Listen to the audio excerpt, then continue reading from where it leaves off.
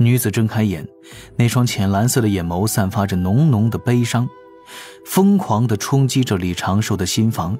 李长寿赶紧去想一些快乐的事情。没用的，谁都救不了我，我只能在这里沉沦。我的心已经死了。你是谁？算了，随便你是谁。你觉得我们活着是为什么呢？为了很累不是吗？悲伤那么大。女子静静地说着，一只手带着银色的锁链慢慢抬起，拉住了李长寿的长袍衣角。灵就是为了在世上受苦，所以才盼望着走到终点解脱。你的经历，你的感想，又与其他人有什么关系呢？灵眼中的世界不过是自己心神构想罢了。这样的世界又为什么要存在呢？这个……唉，女子悠悠一叹，这种问题都回答不出，怎么救我呢？哪怕只是骗骗我都不会吗？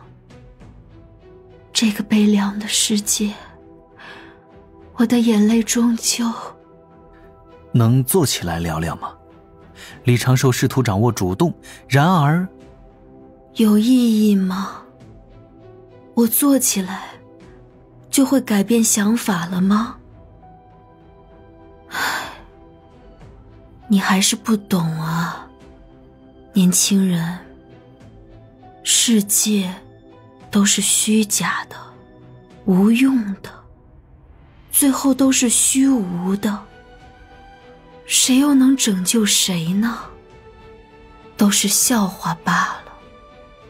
如果没事，就离开吧，让我在这儿静静地趴着，好吗？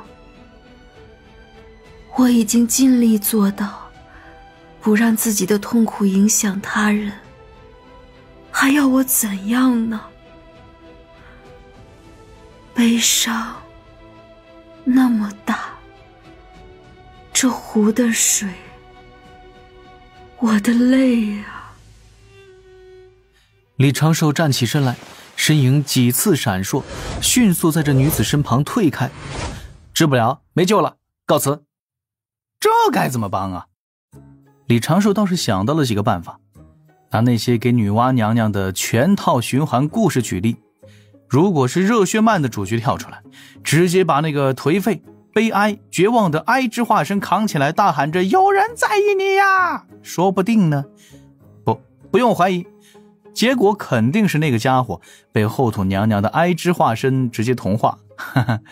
这个悲伤人格同样拥有后土娘娘的道境，虽然不知具体斗法的实力如何，而且看他的情况也没有办法与人斗法，还是被杀了也不会反抗的那种，但是他的道境，他散发出的道运都是绝对的大能层次。在这般道境的支撑下，哀之化身能够时时刻刻让生灵产生极强的悲伤共鸣，堪比直接攻击心神的绝强神通。最棘手的是，谁都无法确定伤了哀之化身会对六道轮回盘后土娘娘本身产生哪般影响。通过这一次接触，李长寿并非是毫无所获。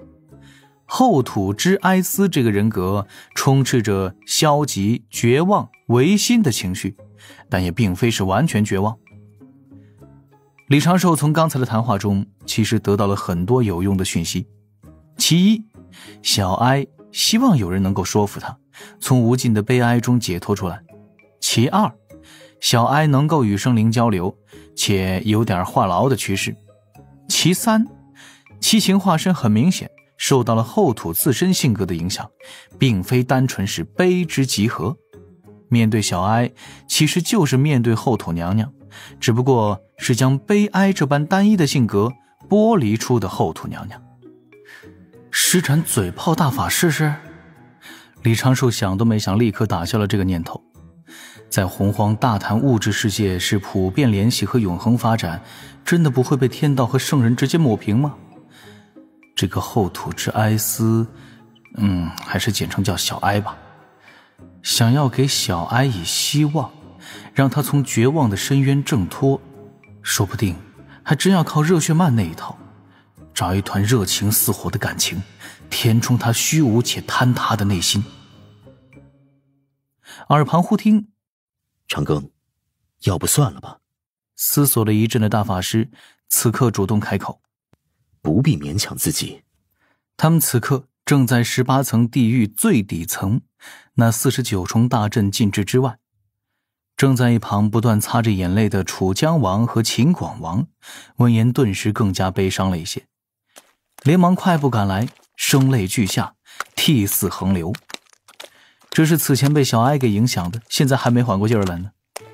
大法师，水神可万不可能就此算了呀！诸位生灵做了这么多，如今又陷入这种折磨，为什么就没人帮他一把？祖啊，你实在是太惨了，我也不想继续这么活着了。眼见两位平日里无比威严的地府阎君这般捶胸顿足，大法师也是有些招架不住。师兄，再试试吧。李长寿抬起头来，身上的白袍轻轻晃动。我想知道后土娘娘此时是哪般状态，如此才能断定是否能帮上点什么。善，你我联手入6道轮回盘中就是。多谢师兄。李长寿做了一个道揖，大法师笑着摆摆手，目中一片清明。侧旁楚江王和秦广王闻言大喜，连忙擦擦眼泪，压制住心境的起伏，向前深深一拜。两位前方带路吧，还请将6道轮回盘中的情形详尽与我们说一遍。水神放心，我们定是知无不言。此事在地府中总共只有3、4生灵知晓。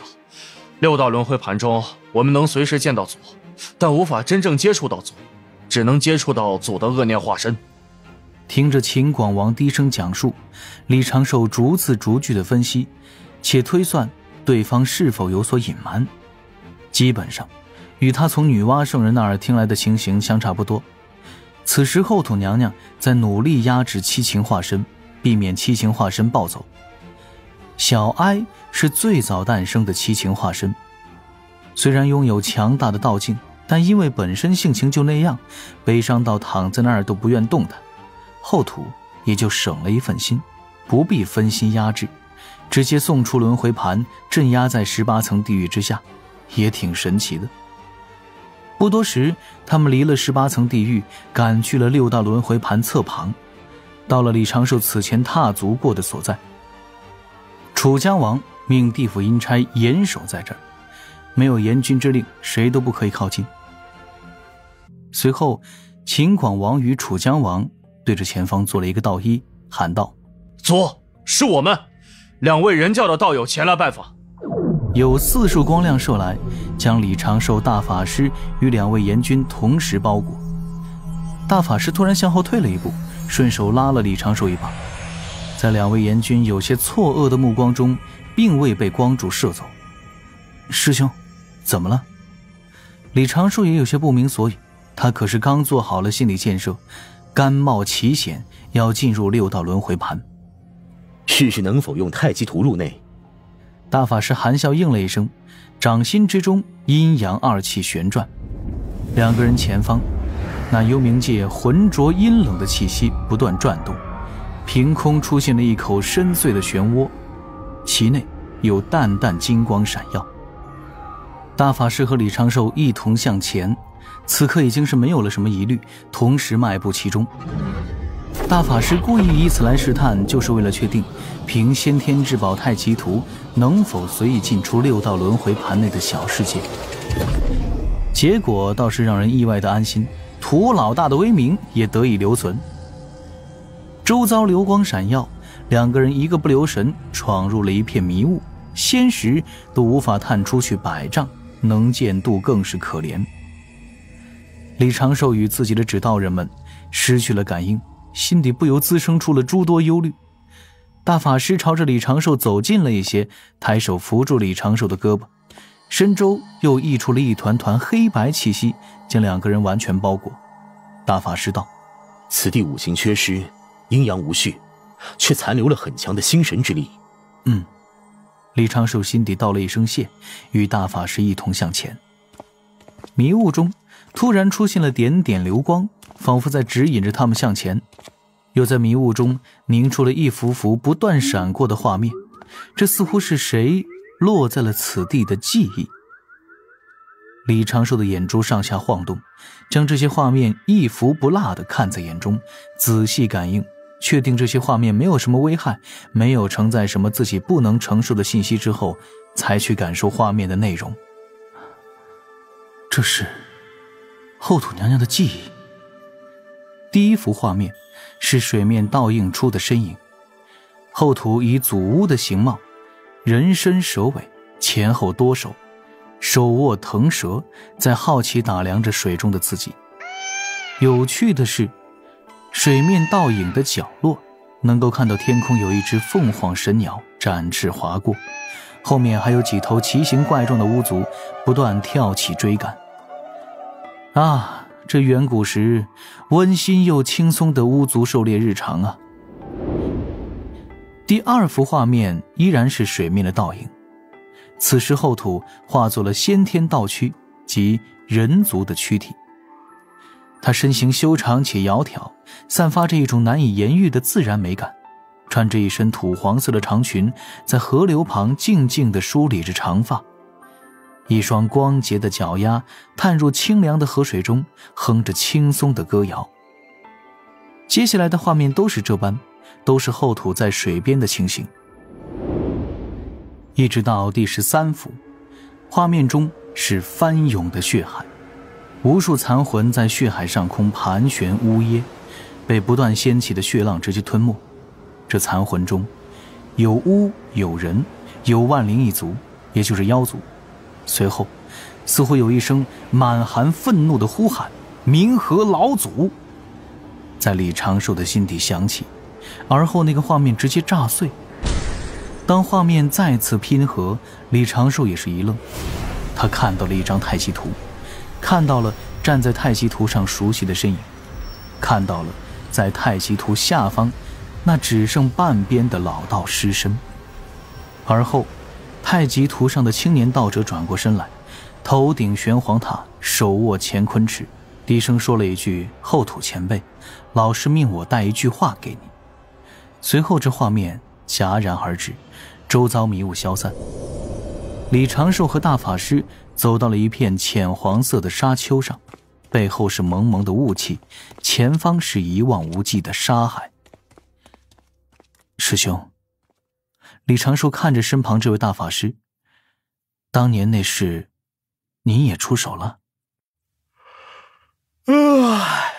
玄都大法师打了一个长长的哈欠，连连摆手。不值一提，一点小功德，也是老师让我去帮忙。当时后土娘娘没什么至宝，只能凭借巫族神通与冥河老祖厮杀。冥河老祖仗着血海地利，号称血海不枯，冥河不死，又有12品业火红莲护持自身，还有元图剑和阿鼻剑2大杀器，更有修罗一族助阵。冥河老祖当时确实有对抗天命的实力，故老师命为兄前来，借咱们人族的至宝，镇压了业火红莲和那2把剑，让天道顺利降下紫霄神雷，直接把这老家伙劈了。那师兄当年转达给后土娘娘的话是什么？遵从自心，可得圆满，后事无需忧虑。李长寿细细地品味了一阵，先是面色发黑，而后以手扶额，又将双手揣在袖中，慢慢蹲了下去。怎了？玄都大法师诧异道：莫非被大德后土突然感动到了？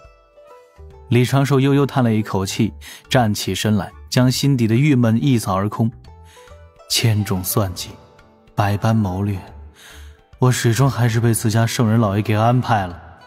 这一切都在那个去字中安排好了。圣人老爷让我去红林国等着，便是算准了我不会不管有亲学雅的父亲，又看准了我不想招惹因果的性子，必是只护住那老国主的魂魄。原本我以为圣人老爷当时考虑的仅限于玄鸟生商，现在看来更大的算计还是在地府啊。我送老国主来地府，在18层地狱之门打开的一瞬，我身上的太清道气息被后土感应到，后土娘娘对我求援，将我一步步拉到此处。而这一切的开始源于自上古时太清老子对后土的许诺，放心，按你自己的想法去做，后面的事太清一门会帮你解决。哎呦喂，什么是圣人算计啊？跟我李长寿这般洪荒小长生仙完全不是一个境界呀！